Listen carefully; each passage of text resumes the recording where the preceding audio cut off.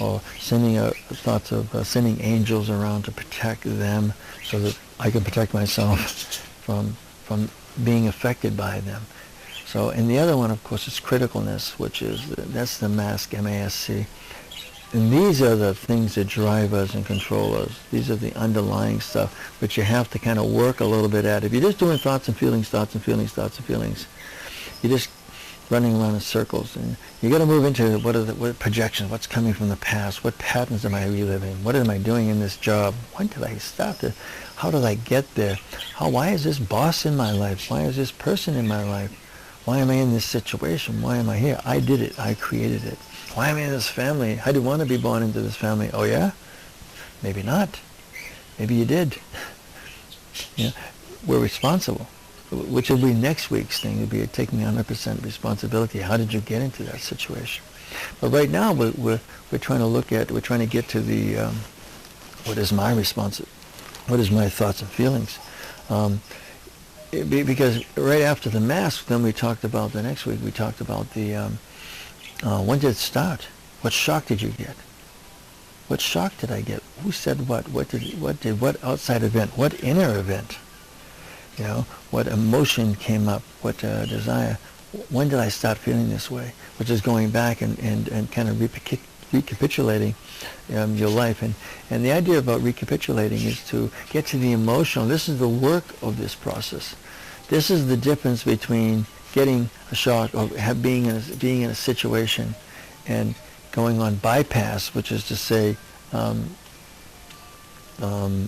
no problem, what me worry, I don't care, that's fine, it doesn't bother me, which is a lie, because everything bothers us. To the degree of which to bother us is up for conversation, but whether it bothers us or not, you know, we are emotional, and we have we're like electromagnetic energy. So it's not a question about whether people bother us or not. It's a question of how much we're bothered, how much we let ourselves be bothered. What is our reaction to this whole thing? That's the idea of that's what we're dealing with. Now, when we say what shock did I get, then we start to identify the time when we started really clicking into the state of consciousness that we're in. We started really becoming this person that we are, and we started really feeling this way about somebody else, or about our lives, or about this. And it's the beginning of the work. This is really the work. This is the thing, because there's emotions here. See, this is the mining. You're mining. We're excavating emotions. See, the emotions that like to come up, that bubble up, they like the gases that come out of this thing, are anger and resentment and annoyance and all of that stuff. These are things that just, you know, that we all dealt with. But when you ask them what's really underneath that, like what's really driving, is usually hurt, fear and worry, dread, things like that are really down underneath. Self-hatred and these things. This is underneath, you know, which comes from past occurrences that have been translated and transformed us right before our eyes, and we didn't know it. And here we are 15, 20, 30, 40, 50 years later, and still being driven by these things. So this is kind of the meat of the process, is getting back to when did it start, and then the next one is what storehouse did it bring up? What tape, what program, what response, what we call personality is up and running in me? What do I have going here that, you know, we notice patterns, we notice that we have these different mood swings. You call them moods, you can call them whatever you like. We call them personalities. We see them as our mother and our father and ourselves, the negative, the positive, and the neutral. It's electromagnetic energy, you know, it's just terms and names, whatever they are. It all comes back to that. It all comes back to that. It's, you know, we have this feminine side of us and we have this masculine side of us. Well, the feminine side of us looks and sounds and talks like our mother, and the masculine side of us looks and sounds and talks like our father. It's pretty simple. Really complicated, but pretty simple. I mean, yeah, sure. I mean, they were the ones you were with 24/7 for the first, you know, 16 years of your life or something like that. or 10 years or 12 years of your life, and you were with them, and you're a clean slate coming in, and you absorbed all their energy. You memorized, watched them, learned from them. They're your teachers, your master programmers, computer. So everything that's in there is of them. And where you come in is indeed the quest. And again, well, if this is my mother and this is my father, this is my mother's thoughts and behaviors and gestures, and this is my father's thoughts and behaviors and gestures, well, who am I? Well, we kind of coined it that you're closer to your teenager, although that's only a way of just trying to identify it as like the first place where you recognize that you were powerful. Stupid, but powerful. We are really stupid in that state. I mean, stupid in the way of not stupid and not intelligent.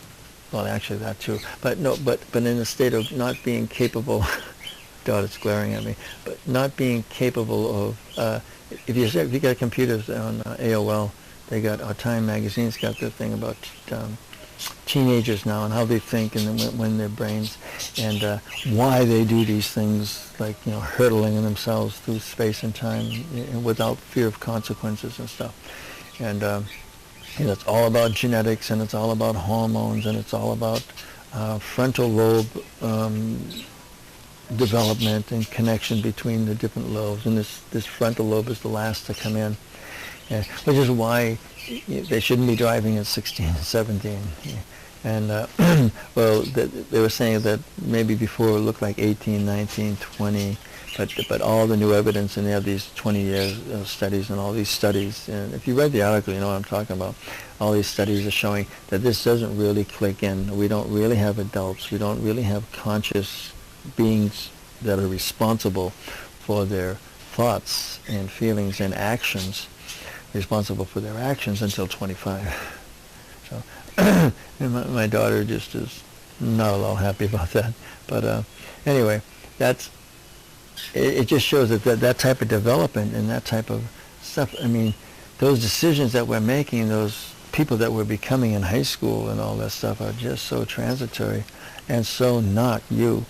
And the question is, well, who am I then? If I'm not, well, you're kind of the teenager. In other words, that's the place where you realize that you weren't them. That's the place as you get into adolescence and preteens and teens, you start to realize that, hey, there's a me that's not daddy and mommy. And you start to realize you have your own ideas and own friends and own life, and you start to the horror of your parents, actually think that you can actually go and live by yourself and have a life by yourself. And this is because the parents have to endure this because they were bad people in another life, and they have to now suffer until, or maybe it's because of what they did to their parents, and we're now all paying for this, and dearly paying. Anyway, it all comes out in the wash. It all comes around, doesn't it? And we all get our karma, and we all learn our lessons, and our children are our teachers, and we're their teachers, but they become our teachers also. So, but in the quest for who we are, there is that beginning. So we kind of look at it as the person that we kind of identify with is a teenager. But we got to grow that teenager up. And that's what the process, and that's what all this work is trying to identify the part of you, your soul, and how it's expressing itself. I mean, it's much greater than a teenager. It's much deeper, and it's really tremendously old being. So, but we're trying to grow that teenager up and make him into a responsible, not so much a responsible citizen, but yes, that too, but more of a thinking adult, a thinking loving being, seeking wisdom and seeking to be a healer, and to be a lover of people, and to grow up. And to be responsive, to be a responsive person, to be and we go in that from that independent state that we wake up as a teenager. That's where our soul wakes up before we're crushed by the world and by tradition and roles and jobs and all this, and before that little awake soul of ours gets buried for the rest of our lives. There's that one instance, that time that we keep holding on to, and we hold on to it wrongly. In the sense that you have to grow past that there's that independence, and yes, you want to be independent, i.e. you don't want to be a clone. You're not your mother and you're not your father. You're not them. That's all. You're just not.